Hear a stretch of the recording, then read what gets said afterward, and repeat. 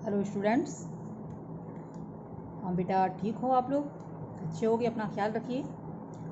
और बेटा, जो भी वर्क दिया जाता है उसे करते रहिए। वीडियो समझिए, उसके बाद जो पीडीएफ वर्क भेजा जाता है उसे देखिए, उसे करिए और वर्क आपका अपना साथ के साथ कंप्लीट करते जाइए। बच्चों, ये चैप्टर है, मैं आपको क्षितिज में से चैप्टर करा चुकी हूँ। गद्य में चैप्टर करा दिए हैं मैंने, व्याकरण में करा दिया है।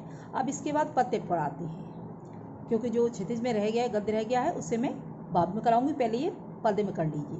कबीर वाला चैप्टर है जो मैंने लेस करा दिया, आपको बता दिया है कि कबीर वाला चैप्टर आपके सिलेबस में नहीं है, वो लेस कर दिया गया है। अब ये चैप्टर है, सेकंड चैप्टर है ललदेत का। इसमें ललदेत के वाक हैं। ललदेत की जो कविता है, काव्य संग्रह, से वाक नाम से प्रसिद्ध है। सबसे पहले ललदेत का जीवन परिचय पढ़ लेते हैं। देखिए, कश्मीरी भाषा की लोकप्रिय संत कवयित्री ललदेत का जन्म 1320 के लगभग कश्मीर स्थित पामपुर के सिमपुरा गांव में हुआ था। उनके जीवन के बारे में प्रामाणिक जानकारी नहीं मिलती। ललदेत को लल्लेश्वरी, लला, लल योगेश्वरी, ललारिफा आदि नामों से भी जाना जाता है। उनका देहांत सन 1391 के आसपास माना जाता है। बच्चों, कश्मीरी कवयित्री ललदेत का जन्म 1320 में कश्मीर के में स्थित पामपुर के सिमपुरा गांव में हुआ था। उनके जीवन में कोई ऐसी विशेष जानकारी नहीं मिली है जिसके बारे में बताया जा सके, लेकिन थोड़ा बहुत जो जानकारी मिली है कि उनके बारे में ये पता लगा है, उनके नामों के बारे में पता है कि ललदेश्वरी को ललदेत के साथ साथ उसे लल्लेश्वरी, लला, ललारिफा, लल योगेश्वरी इन नामों से भी जाना जाता है। उनका जन्म 1320 में और उनका देहांत 1391 के आसपास माना जाता है। यानी कोई ठोस जानकारी नहीं है, ठोस प्रूफ नहीं मिले, ठोस सबूत नहीं मिले कि जिसके बारे में उनकी जीवन और मृत्यु के बारे में ज़्यादा कुछ बताया जा सके। बच्चों, ललदेश्वरी के जो काव्य संग्रह है उसे वाक नाम से जाना जाता है।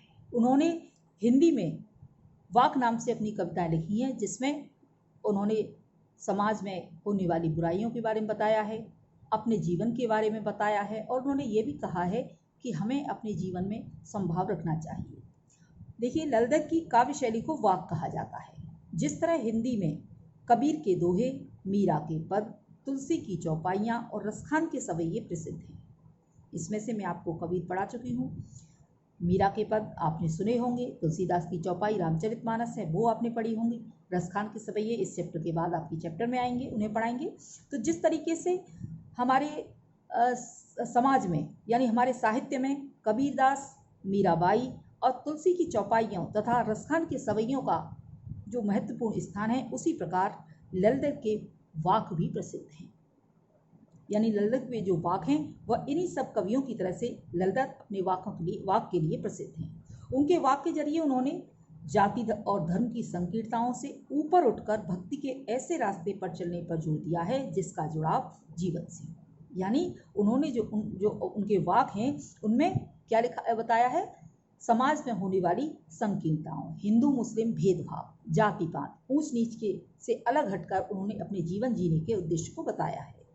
उन्होंने धार्मिक आडंबरों का विरोध किया है। धार्मिक आडंबर यानी हमारा धर्म बड़ा है, हिंदू धर्म बड़ा है या मुस्लिम धर्म बड़ा है, सभी अपने अपने धर्म को मानते हैं। सभी जो धर्म होते हैं सभी अपने संप्रदाय को, अपने धर्म को ही बड़ा मानते हैं। और कवयित्री ने कहा है कि कोई भी धर्म बड़ा या छोटा नहीं है, हम सभी एक ही ईश्वर की संतान हैं, सभी धर्म बड़े हैं। किसी भी धर्म में हिंसा के लिए नहीं कहा गया, सभी धर्म अहिंसा के लिए कहते हैं, परोपकार के लिए कहते हैं। उन्होंने धार्मिक आडंबरों का विरोध किया, यानी अभी जैसे मैंने बताया धार्मिक आडंबरों यानी जाति पात, हिंदू धर्म या मुस्लिम धर्म, कौन सा धर्म बड़ा है, उनका विरोध किया है। प्रेम को सबसे बड़ा मूल्य बताया है। कवयित्री ने प्रेम को ही सबसे बड़ा मूल्य बताया है। सबसे बड़ा धर्म क्या है? प्रेम धर्म ही सबसे बड़ा है। यदि हम प्रेम से सबके साथ रहेंगे तो हमारा समाज एक सभ्य समाज होगा। हमारे समाज में किसी प्रकार के विद्वेष या द्वेष की भावना नहीं होगी, लड़ाई झगड़े नहीं होंगे। लड़ाई झगड़े क्यों होते हैं? क्योंकि हम अपने अपने धर्म को बड़ा मानते हैं। आगे चलते हैं बच्चों। लोक जीवन के तत्वों से प्रेरित ललदेत की रचनाओं में तत्कालीन पंडिताऊ भाषा, तत्कालीन में उस समय की, गुजरे हुए समय की पंडिताऊ भाषा संस्कृत और दरबार के बोझ से दबी फारसी के स्थान पर जनता की सरल भाषा का प्रयोग हुआ है। यानी कवित्री ने अपनी भाषा में हिंदी भाषा को ही सम्मिलित किया, हिंदी भाषा में ही उन्होंने अपने वाक्य को लिखा है। उनकी भाषा बहुत सरल सहज है, कोई भी उनकी भाषा को बहुत अच्छे से समझ सकता है। उनकी भाषा में ना तो संस्कृत भाषा का पुट है, ना ही अरबी फारसी भाषा का, यानी उन्होंने लिखा है लेकिन उन्होंने अलग अलग भाषाओं में अलग अलग लिखा है, लेकिन फिर भी उन्होंने उनकी भाषा को, उनके ये वाक्य को हिंदी में प्रयोग किया गया है, हिंदी में उनका रूपांतरण किया गया है। इसी कारण ललित की रचनाएं सैकड़ों साल से कश्मीरी जनता की स्मृति और वाणी में आज भी जीवित है। यानी ललित जी की जो वाक्य हैं वो कश्मीरी भाषा में आज भी हमारे यहाँ जिस तरीके से कबीर, तुलसी, रसखान आदि को मानते हैं, उसी प्रकार कवित्री को कश्मीरी जनता याद करती है। वे आधुनिक कश्मीरी भाषा का प्रमुख स्तंभ मानी जाती हैं। यानी वो क्या है, आधुनिक कश्मीरी, जो हमारी आधुनिक कश्मीरी भाषा, अब की जो कश्मीरी भाषा है उसका प्रमुख स्तंभ ललित को माना जाता है। बच्चों, ललित लोकप्रिय कवित्री हैं। उन्होंने सरल हिंदी भाषा में अपने वाक्यों की रचना की है। उन्होंने अपनी रचना में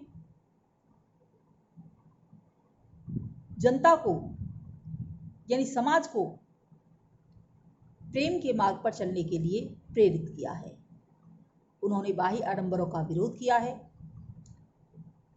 धार्मिक संकीर्णताओं का विरोध किया है, लोगों को सरल मार्ग पर चलने की, प्रेम के मार्ग पर चलने की सलाह दी है। अब बच्चों, इसके बाद कविता का इन वाक्य का थोड़ा सा सार है, वो पढ़ लीजिए और उसके बाद में आपको ये वाक्य वन बाई वन एक एक करके बताऊंगी।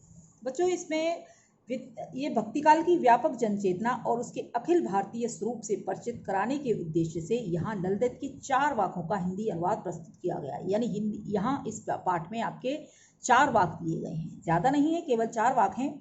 इसमें हिंदी में अनुवाद किया गया है क्योंकि उन्होंने अपनी वाक्य को सरल भाषा में प्रयोग किया है, लेकिन फिर भी उन्होंने अपनी जो वाक्य हैं फारसी में, संस्कृत में आदि भाषाओं, लेकिन यहाँ रूपांतरण किया गया है। इनका अनुवाद मीराकांत ने किया है। यानी जो वाक्य हैं कवित्री के, ललित के जो वाक्य हैं, जो मीराकांत ने इनका हिंदी रूपांतरण, हिंदी अनुवाद किया है। पहले वाक्य में ललित ने ईश्वर प्राप्ति के लिए किए जाने वाले अपने प्रयासों की व्यर्थता की है। पहला जो वाक्य है इसमें क्या किया है कवित्री ने, ईश्वर प्राप्ति के लिए किए जाने वाले अपने प्रयास, यानी कवित्री ने अपने ऊपर ही जो वाक्य हैं वो अपने को संबोधित करके उन्होंने किए हैं कि ईश्वर प्राप्ति के लिए उन्होंने जो भी प्रयास किए वो सभी व्यर्थ हुए हैं। दूसरे में बाह्य आडंबरों का विरोध किया गया है, यानी जो दूसरा वाक्य है उसमें बाह्य आडंबरों का विरोध किया गया है। बाह्य आडंबर जैसे धार्मिक, जाति पात, ऊंच नीच, भेदभाव जो होते हैं, बाह्य आडंबर होते हैं। कि अंतःकरण के संभावी होने पर ही मनुष्य की चेतना व्यापक हो सकती है। अंतःकरण व्यापक यानी हमारा जब मन, हमारी आत्मा जब एकता को स्वीकार कर लेगी तभी हम समाज को स्वीकार कर पाएंगे। यानी समाज में धार्मिक जो भेदभाव होते हैं, धार्मिक जो लड़ाई झगड़े होते हैं, संकीर्णताएं होती हैं, धार्मिक संप्रदाय के पीछे जो लड़ाई झगड़े होते हैं, उनसे हम तभी निपट सकते हैं, तभी संभावना पैदा कर सकते हैं जब हम अंतःकरण यानी हमारा मन शुद्ध और सच्चा होगा। दूसरे शब्दों में इस माया जाल में कम से कम लिप्त होना चाहिए। कवित्री ने कहा है कि इस माया जाल अर्थात मेरा तेरा या धन संपत्ति कमाने के लिए, ये क्या है, ये सब माया जाल है। मोह जो है, प्रेम है, पैसे से प्रेम है, या जितना भी जो पैसे से आर्थिक पैसे से जितना प्रेम होता है, धन संपत्ति से व्यक्ति जितना जुड़ा हुआ होता है, उसे कवित्री ने माया जाल माना है। इस संसार में आकर हम उलझ जाते हैं। किसमें उलझ जाते हैं? अपना परिवार, अपने बच्चे, धन दौलत, अपना व्यापार, इन सभी में लिप्त हो जाते हैं। तो इसी को कवित्री ने माया जाल कहा है कि इसमें हमें कम से कम लिप्त होना चाहिए। तीसरे वाक्य में कवित्री ने आत्मलोचन अभिव्यक्त किया है। आत्मलोचन यानी अपने आत्मविश्लेषण किया है, अपने आप का विश्लेषण किया है कि उन्होंने जीवन में क्या किया, क्या पाया, क्या खोया। वे अनुभव करती हैं कि भव सागर से पार जाने के लिए सत्कर्म ही सहायक होते हैं। सत्कर्म अर्थात अच्छे कर्म। जब हम सच्चे मनुष्य होते हैं तो कभी हम दुष्कर्म नहीं करते, हम हमेशा सत्कर्म ही करेंगे। तो हमें सबसे पहले सच्चा इंसान बनना चाहिए, हमारे अंदर मनुष्यता होनी चाहिए। भेदभाव का विरोध और ईश्वर की व्यापकता का बोध चौथे वाक्य में दिया है। काय का भेदभाव का विरोध, यानी हम हिंदू हैं, वह मुसलमान हैं, हमारा धर्म बड़ा है, हिंदू धर्म छोटा है या मुस्लिम धर्म छोटा है, इसका विरोध किया है। ललदत ने आत्मज्ञान को ही सच्चा ज्ञान माना है। जैसे अभी आपको मैंने बताया कि हमारा जो आत्मज्ञान है, आत्मविश्लेषण है, हम अपने आप को पहचान लेते हैं तो वही हमारा सच्चा ज्ञान होता है। जब हम स्वयं को पहचान लेते हैं तो हम सारे संसार को, ईश्वर को, सबको समझ जाते हैं, सबको पहचान लेते हैं, क्योंकि ईश्वर हमारे अंदर ही उपस्थित है। बच्चों, जैसे मैंने पहले बताया, प्रस्तुत वाक्यों का अनुवाद मीराकांत ने, ये जो कवित्री के जो वाक्य हैं इनका हिंदी अनुवाद मीराकांत ने किया है। अब चलते हैं पहले वाक्य पर। तो पहले वाक्य में मैं आपको रीड करूंगी, सबसे पहले वाक्य रीड करूंगी और रीड करने के साथ साथ इसके वर्ड मीनिंग बताऊंगी, साथ के साथ जो भी वर्ड मीनिंग है, शब्दार्थ हैं या जो भी कहीं अलंकार है, जो भी है वो सब मैं आपको बता दूंगी इसमें। ओके, अब इससे अगला भी इसी नेक्स्ट वीडियो में आपको बताती हूँ। ओके, थैंक यू बेटा।